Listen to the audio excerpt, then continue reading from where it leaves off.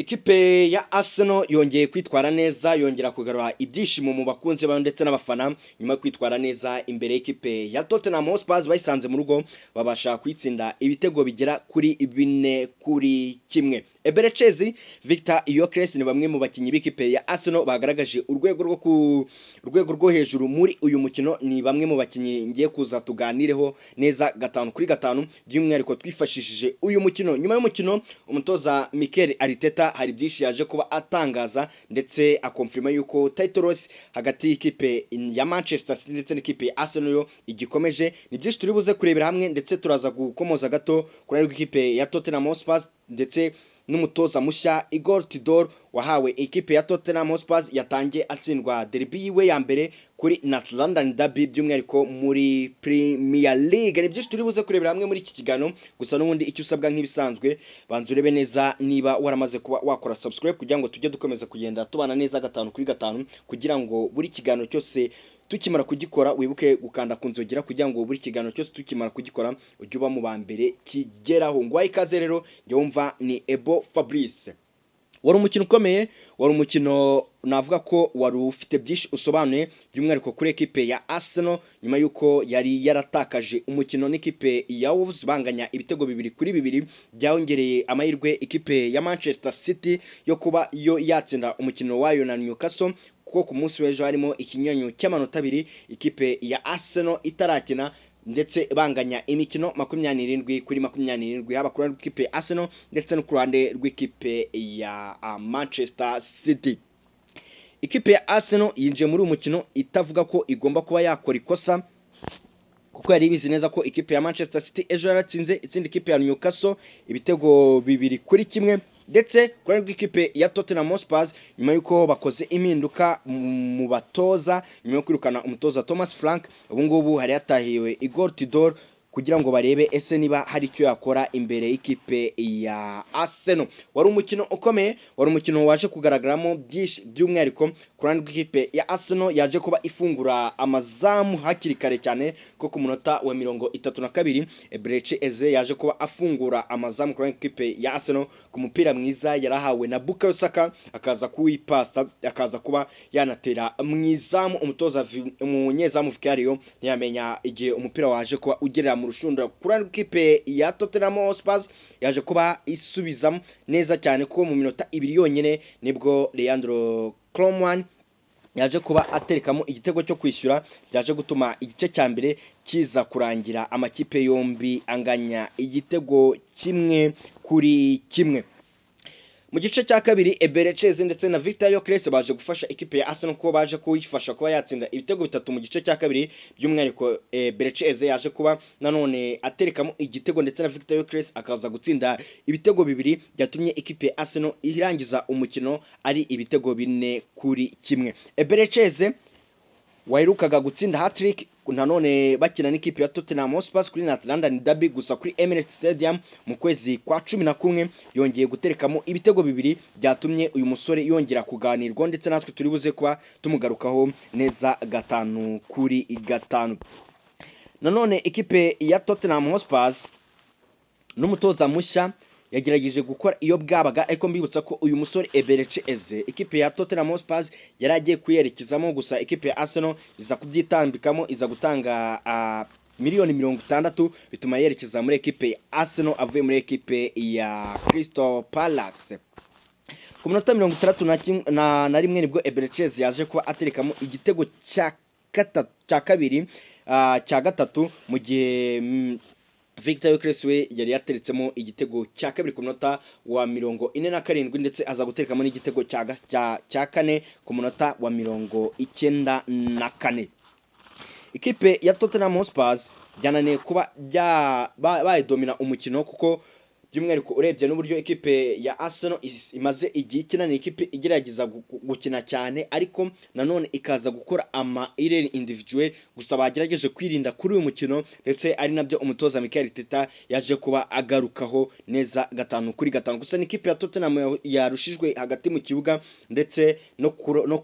buryo bwo gusatira izamu cyane, kuko by'umwihariko turaza kubigarukaho tugeze ku mukinnyi Victor Gyökeres nanone waje kuba agira iminota yaje kuba agira umukino uri ku rwego rwo hejuru ndetse akaza kuba anahembwa nka man of the match. By'umwihariko reka tumanze tuganire gato kuri uyu musore Eberechi Eze. Eberechi Eze yongeye kugaragaza ko ari umukinnyi ugomba kugenderwaho muri ekipe ya Arsenal. Uyu musore w'imyaka 27 urebye igihe yari amaze adakina cyangwa se yari amaze atabanza mu kibuga, ndetse ukareba ko ari umukinnyi ugaragaza icyo twakwita nk'uruhare rw'iwe mu gihe ekipe irukeneye, kuko ugiye kureba uyu musore mu mikino yari amaze adakina, mu mikino yose amaze gukina, mu mikino amaze gukina muri ekipe ya Arsenal yabanje mu kibuga imikino 4 yonyine, ndetse mbere yuko bakina iyi derby akaba yarakinye iminota 360, ariko guhitaza ndetse agahita ariponda neza akagutsinda ibitego 2 kuri derby ku mukino wari ukeneye cyane gutsinda kuri uyu munsi. Ko Mikel Arteta nawe mu kiganiro n'itangazamakuru ngo yari yabwiye abasore be muri half time bajya kuruka ari igitego 1-1, yabwiye abasore biwe ababwira ko uyu mukino bagomba kuwutsinda ndetse batagomba no kuwunganya, ari nabyo byatumye bariponda neza. Eberechi Eze yongera agarura icyizere cy'abakunzi b'ikipe ya Arsenal, yongera agishyira ku meza. Gusa nanone ibingi Eberechi Eze yabikoraga kuko nanone yatekerezaga ko umutoza w'ikipe y'igihugu y'Ubwongereza agomba kongera kumutekerezaho cyane, akongera kumureba mu bakinnyi agomba guhanga amaso, kuko Thomas Tuchel umutoza w'ikipe y'igihugu y'Ubwongereza yari ari kuri uyu mukino, ndetse yongeye kugaragariza umutoza ko agifite byinshi byo kuba yamutekerezaho. By'umwihariko uyu mukinnyi Eberechi Eze yongera kugarura pressure ku mutoza Mikel Arteta utajya ukunda kumugaragariza icyizere cyo ku rwego rwo hejuru, ahubwo nko mu mikino 2 amaze igihe akora amakosa. Twabonye ku mukino wa Wolves umutoza Mikel Arteta ashyira Bukayo Saka kuri nimero 10, nyamara Eberechi Eze yari ahari. Ibi ngibi byongeye kuzamura amagambo menshi mu bakunzi b'ikipe ya Arsenal bavuga ati aho bigeze umutoza Mikel Arteta yakagombye kwizerera muri uyu musore Eberechi Eze, kuko nawe afite byinshi byo kuba yamwereka. Kurande gato umukinnyi bita Victor Gyökeres, rutayizamu kabisa, ubona ko ari rutayizamu ukomeje kugerageza kwereka umutoza ko ari rutayizamu ugomba gukora byinshi bishoboka muri uyu mwaka, kuko tudafashe sezo yose tugafata muri uyu mwaka wa 2026 aza muri ba rutayizamu 3 bamaze gutsinda ibitego byinshi muri Premier League. Bamaze gutsinda ibitego byinshi muri Premier League, nyuma y'umusore wa Brentford Igor Thiago rutayizamu ikipe ya Brentford, ndetse n'iya Victor Gyökeres bari muri ba rutayizamu bamaze gutsinda ibitego byinshi bayoboye abandi muri Premier League.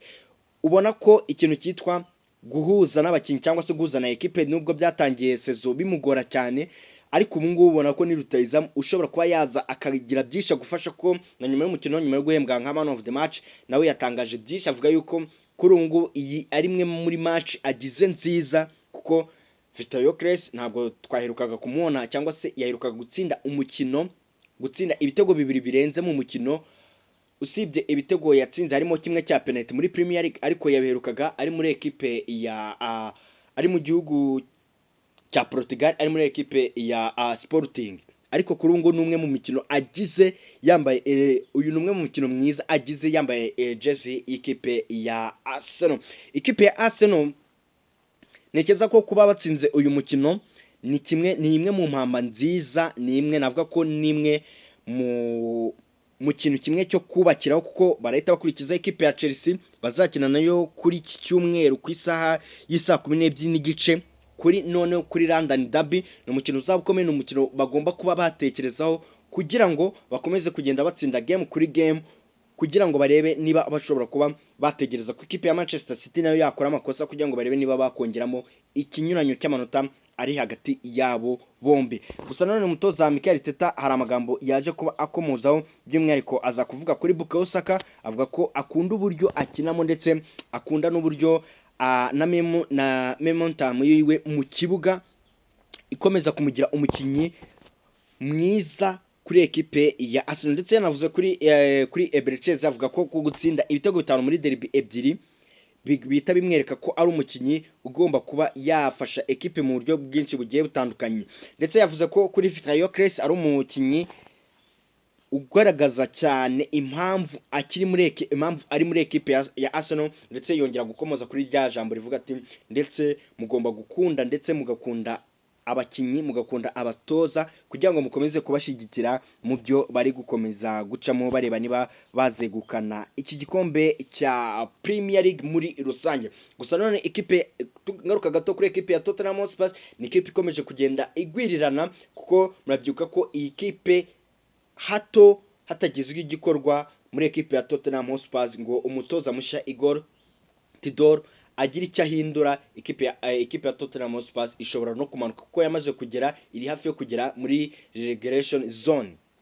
Atagize igikorwa iyi kipe nayo yamanuka mu buryo bwihuse cyane. Gusa none icyiza cyo kwishimira nuko ikipe ya Arsenal ikiri ku mwanya wa mbere,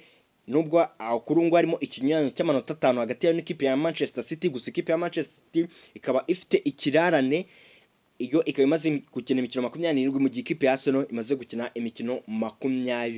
28. Ikipe ya Arsenal irakurikizaho ikipe ya Chelsea kuri iki cyumweru ku isaha 12:30. N'undi mukino uraza kuba ukomeye, n'undi mukino ugomba kugaragaza niba ikipe ya Arsenal yiteguye, niba ikipe ya Arsenal igomba kurwanira iki gikombe cy'uyu mwaka. Ni byinshi navugiye muri iki kiganiro, gusa